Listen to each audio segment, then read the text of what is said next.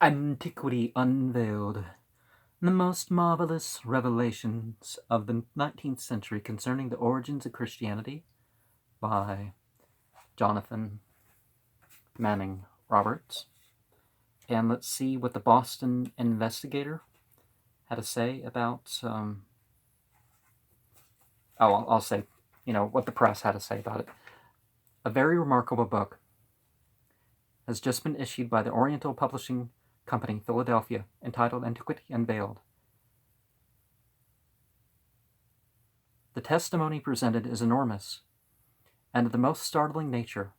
It appears from this book that for centuries, commencing with the Christian era, there was established a regular system for the destruction of all the literature that did not conform to certain standards of thought. Well, I wouldn't say standards, it's certain modes of thought. And that which was not destroyed was hidden and remained hidden until recent years. Still, some of it remains hidden. There's texts that people have talked about doing research at the Vatican that no one else has ever talked about, and yet they brought forth in such a way that, there's at least some truth in what they're saying. From unexpected sources, a mass of information has been obtained in regard to Apollonius of Tyana that places that ancient in the very foremost ranks of the world's teachers. The real facts in relation to the origin of the scenes and other societies are given, as are the motives for the destruction by fire of the Alexandrian and other great libraries. Antiquity Unveiled gives proof that many men whose memories have been cherished with veneration for centuries were nothing less than forgers and cheats, whose highest ambition was to destroy historical evidence and found new systems of thought upon lies, plagiarisms, and interpolations. That mankind has been cheated out of much that was real and valuable in ancient literature by unscrupulous zealots, all intelligent men have known. But it will be a complete surprise to many to learn the enormous extent of the vandalism and to learn the names of the vandals. Had Antiquity Unveiled been published a century or two ago, it would have been burned, and its author also. But in this age, it will survive and open the eyes of many and cause them to shun evil and deception and aim to be noble and above all truthful. Sorry. So 1892 was the original. So the abridged edition. Let's say we have. Did I say those with intelligence will seek more information and make up their minds slowly, either against or for this unique volume. Truth has many facets and will never be found in one book. There are many paths to the mountaintop. The wise man chooses the path adapted to his degree of understanding. Others will choose the path from preconceived knowledge, environmental opinions of others, and the blind following of conformity. And we can say that one of the things that happens is that, just like some of the lectures that I'm trying to rework and summarize, the idea that there can be a scripture that summarizes all the other scriptures and sums up good and truth in a way that can be expounded upon to reference pretty much everything. And shouldn't that be the goal of this age? But in a way, does it explicitly mention all truth? No, not so that's definitely true. That publishes many books, different views that do not always agree with the opinions of all our customers. As publishers, we have no authority to comment on the postulates and opinions presented. Books are sold or accepted to be rejected. And our purpose is to dissipate darkness and to make people think. All destiny begins with thinking, said Percival. Thinking is a process most dangerous for the institutions of civilization, which control the masses by means of skillful brainwashing and mind-conditioning methods. Many who rejected current titles some years ago have now discovered their new error since they began to think, or perhaps they found information that would have things in a different way.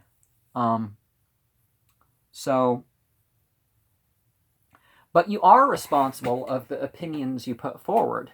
Now, if I comment, there's a lot of this commenting on something or reposting does not include an endorsement. Of course it doesn't. It doesn't. Now, you're responsible for your statement, for your sharing of, look at this. But to say that everything this person says and does, you have to approve is utter ridiculous folly, nonsense, whatever you want to say it. As time passed and the facts were forgotten, the priesthood slyly evolved Krishna from a symbol of the sun to an actual man, and then invented a fable that he was born of a virgin. How did this Hindu Krishna reach Europe? Originally it was like servant to Krishna and stuff like this, and then they made the figure into a god. So the Christian thing was done before. For people too. The mystery man of the Bible. It was due to this work of the great Pythagorean philosopher of the 1st century, known as Apollonius of Tyana, a Greek city of Cappadocia. This man came of a noble and wealthy family. His birth was said to have been accompanied by miraculous circumstances.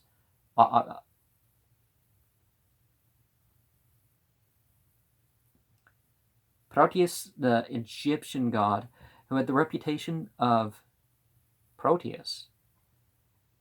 The Greeking, the Greekizing, and the Hellenizing, and the Romanizing, and the Englishizing of names of, how are we supposed to figure out these figures in history unless we do a lot of research for ourselves? And I guess that's what I'm trying to do with my channel, right? Had the reputation of knowing both the past and the future, made the announcement to his mother that her child would be like unto him. When her time drew near, a dream induced her to lie in a flowery meadow. Opiums, poppies, maybe. No, that's No Place Like Home. Was that Wizard of Oz? And as she slept there, or maybe the Nirvana in heart-shaped box video. I don't. Well, no, that's much later. And same thing with Wizard of Oz. And as she slept there, swans came, and by their harsh screams, precipitated his birth. I remember the story of the prince and the princess of the water, the cauldrons. Agnes Ogre, the one swan of the many swans, and their harsh screams precipitated his birth. When beggars are born, no comets are seen. But when Apollonius was born, a thunderbolt was seen to be checked into its fall, and to reascend to heaven. The boy received the best education in the higher classes of that time could provide for their sons, an education that did not cram the child's mind with unrelated desires and facts, but inculcated the faculty of cogent thinking and mental activity, which stimulated desire for knowledge. He exhibited early proof of exceptional intelligence and powers of memory, so that at the age of 14 he set out on the equivalent of a university education, free of its brainwashing and mind conditioning. Then his father sent him to Tarsus, where Eurydemus, a noted professor, became his tutor. Now, a way you can say Tarsus is with the number value is 666. Tarshu is one of the variants that we have of this. Tarsu. And Tarsu equaling 666 could have possibly been a joke that people were making, hinting at the reality about Paul. So, okay, we have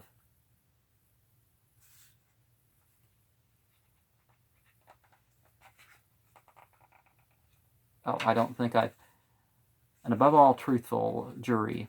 Okay, from the Muslim world, New York City. In some respects, Antiquity Unveiled is one of the most remarkable works of the present century. Whatever may have been the real inspiration of the work, the evidence it presents is directly in line of Mr.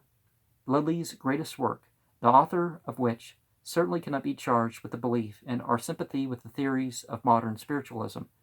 It is also strictly in harmony with the conclusions of many learned, thoughtful men who have given church Christianity thorough and unprejudiced study in the light of the latest historical discoveries and translation of the philosophical books of the East. In short, the convictions reached by Dr. Lilly, Baron Hardin Hickey, and others through what are considered to be legitimate channels of scientific research are fully corroborated by the author of Antiquity Unveiled, who can hardly be accused of borrowing his ideas from the authors referred to.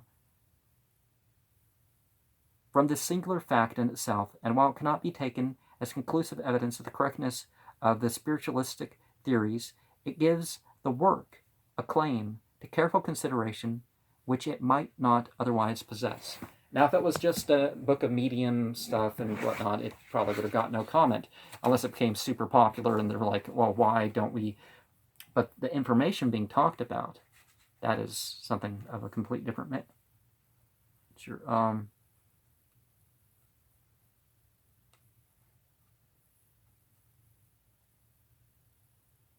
The epilogue, okay. I'll let the epilogue speak for itself, because here's some more of the prologue.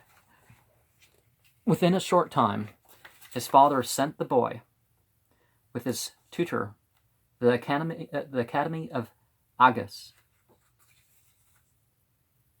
a college attached to the temple of Asclepius, the son of Apollo, supposedly, and the patron saint of medicine. Here Apollonius, while sampling all the other systems of philosophy then known, including the teachings of Plato and Epicurus, was first attracted by Pythagoreanism.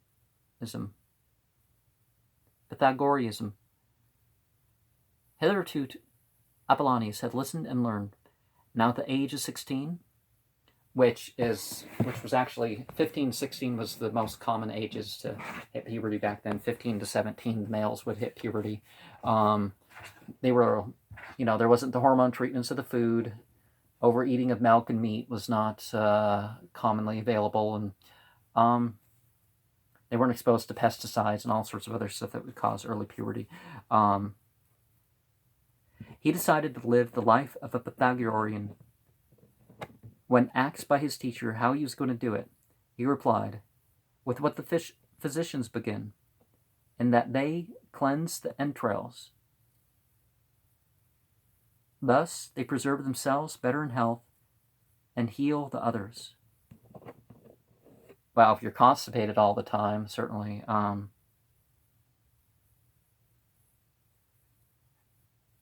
In accordance with this decision, he avoided as unclean all animal food. No, that wasn't necessary.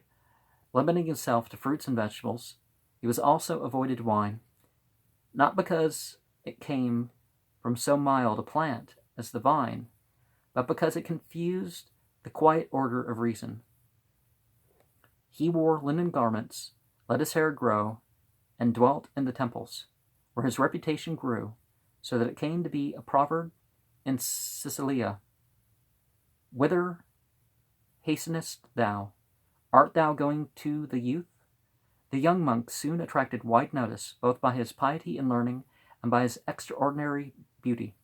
Apart from a conventional philosopher's bust of a later date, no portrait of him is extant, but all reports agree that all who came into contact with him were as much impressed by his handsome and commanding presence as by his wisdom. Yeah, the true teachers tend not to want any graven images made of them.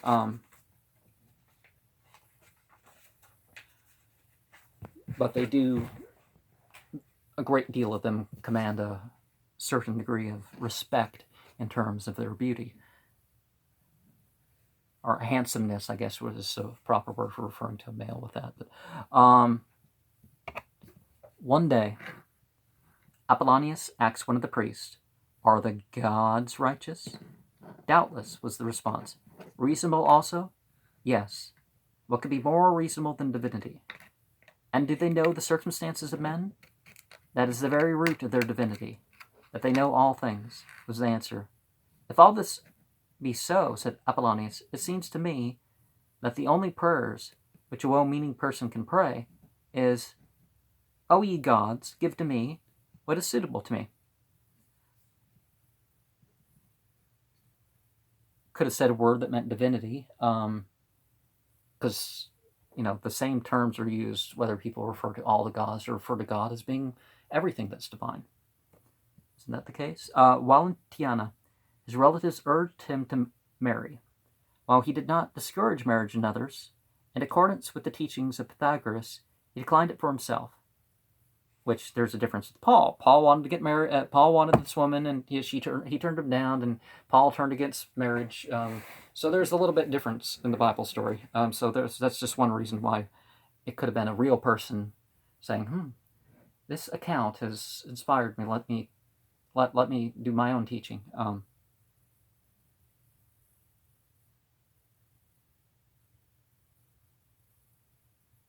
accordance with the teachings of Pythagoras, he declined it for himself. Thus, says his biographer, while still a youngster and in the fullness of his vigor, did he master and control what Sophocles described as a mad and savage master.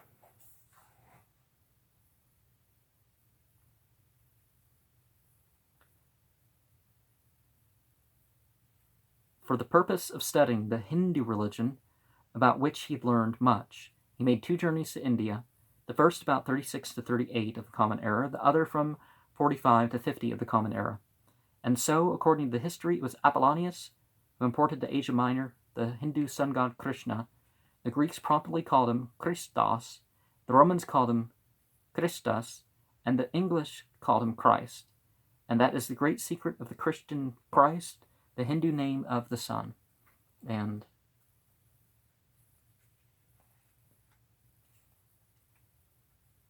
education, more. Okay, so let's see another one. The Banner of Light, Boston, Massachusetts, said, the historical data given are in themselves a marvel. The next secret to expose is how this Christ got the name of Jesus. J.M. Roberts, an uncommonly wise American lawyer, born in 1821 and died in 1888, wrote a manuscript for a book that was not published until 6 years later, 6 years after his demise.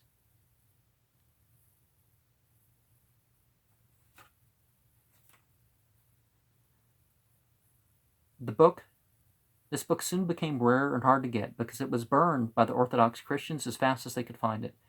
This book, for a late edition of which we are preparing this dialogue, reveals the entire secret to be the origin of Jesus Christ. He was born not of the Virgin Mary, but in a council of bishops, 325 of the Common Era. And that birth resulted from the unition of the names of the 2 so-called sun gods, Jesus and Christos.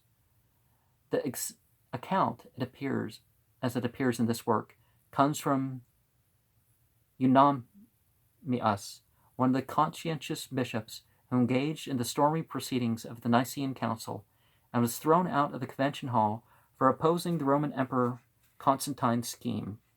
Now, the Didache being written before the historical Catholic Church existed, and the list of the things in the Bible, so there was an establishment before some of what we are talking about here. The Truth Seeker of New York wrote, the book is bristling with points, deals with a wide range of subjects, and quotes extensively from well-known authors. It shows where the early Christians found the myths and rites which they adopted and relabeled, and which the Western world now knows as Christianity. And let's see, another few chapters.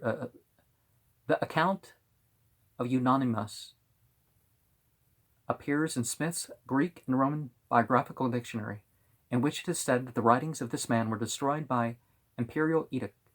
Even so were destroyed the writings of the Christians who attempted to answer his damaging charges. What was the nature of the, Acts 19:19 has promoted a lot of destruction over the centuries.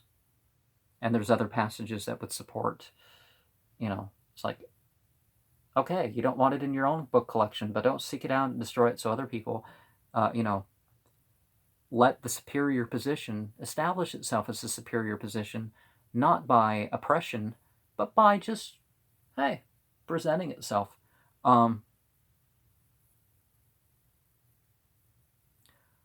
What was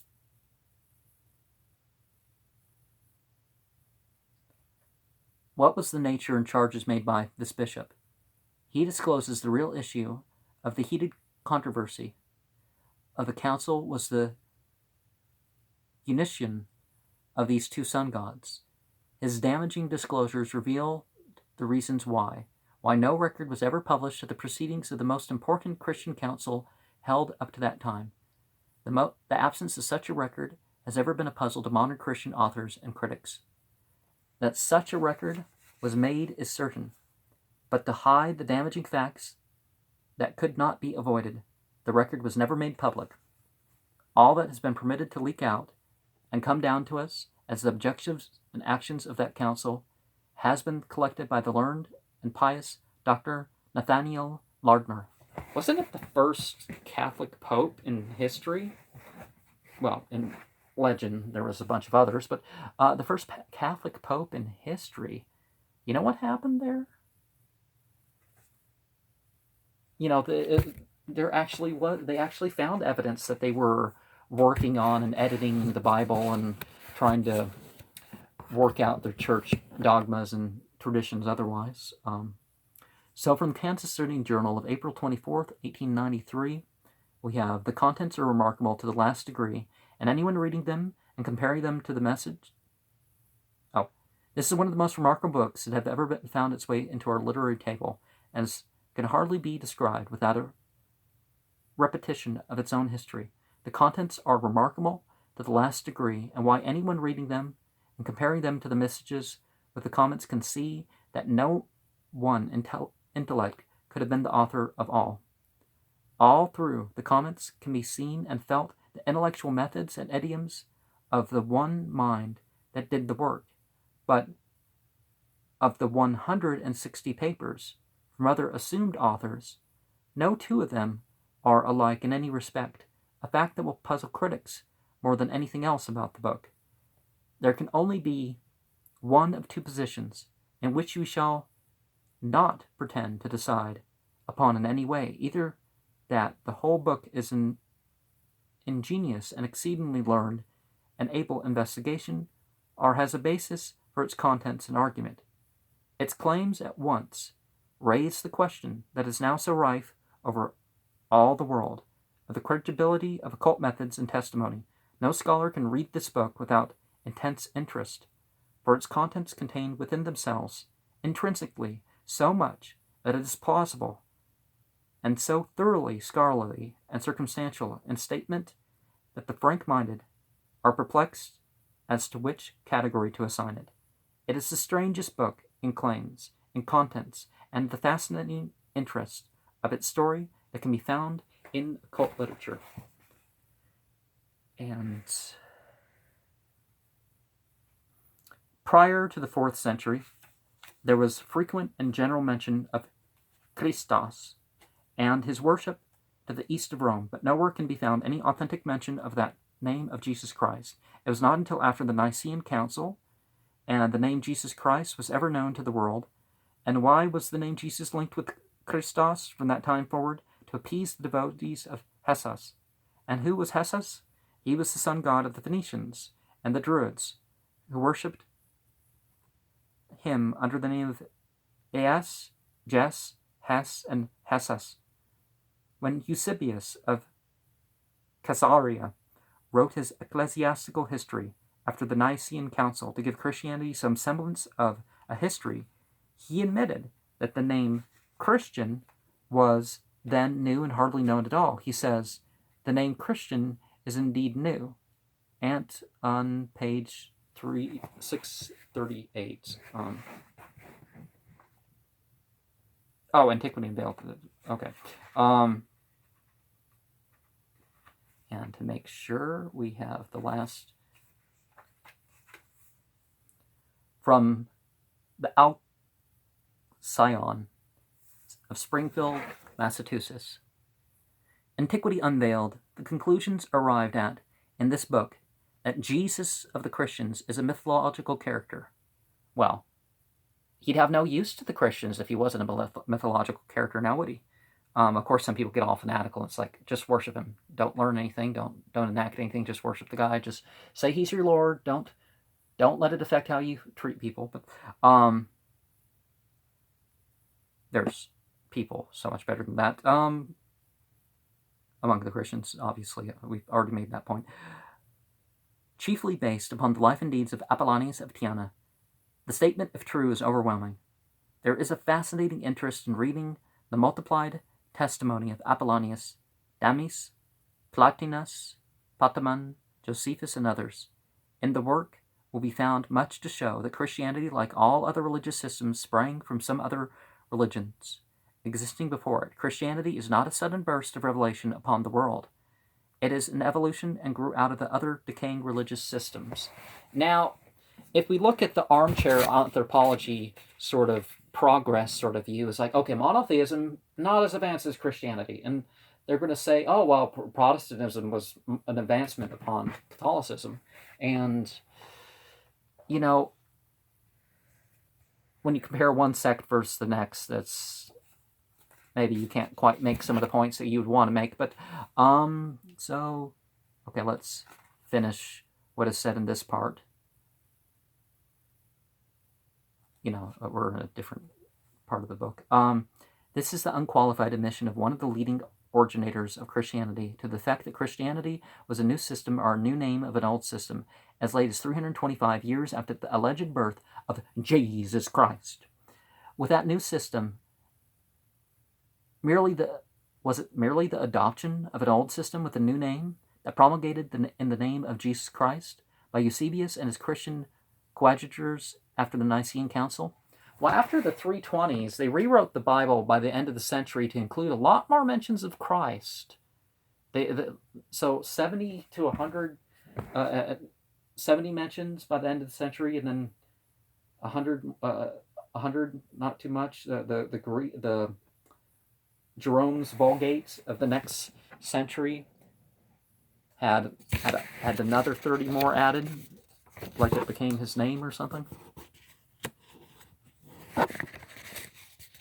But by that time, people didn't quite know, or people were starting to forget what Christ meant, what Messiah meant, what Emmanuel meant.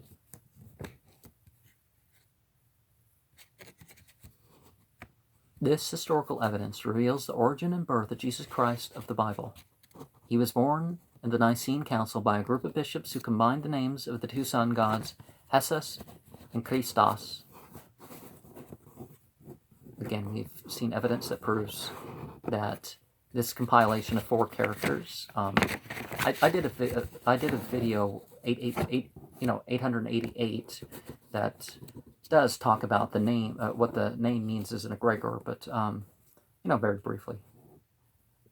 Jesus and Christos.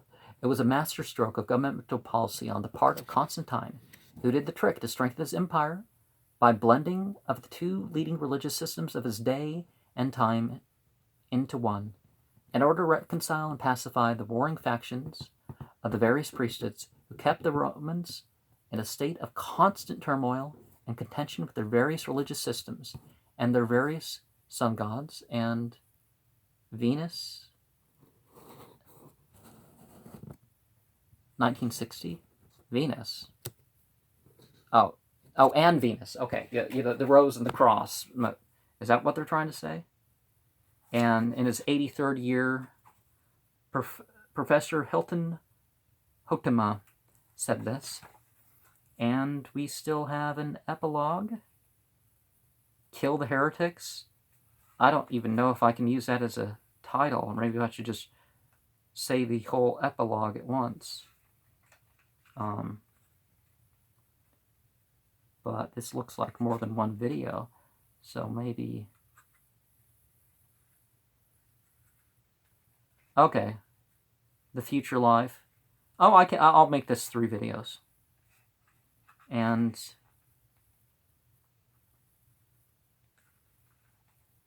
interesting little ads, but let's close this for tonight, and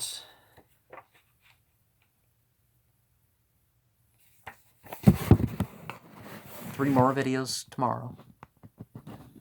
Or, depending on how busy I am, maybe I'll get started on this. Maybe I'll finish it in a week. Maybe I'll finish it in 10 days, just like I did this. And in the last third of the month, let's get down to Paracelsus. And then for next year, I will start off next year with sharing some of my diaries. I figure I should share a couple a year to catch over, or 2, 3 a year to catch up over the years.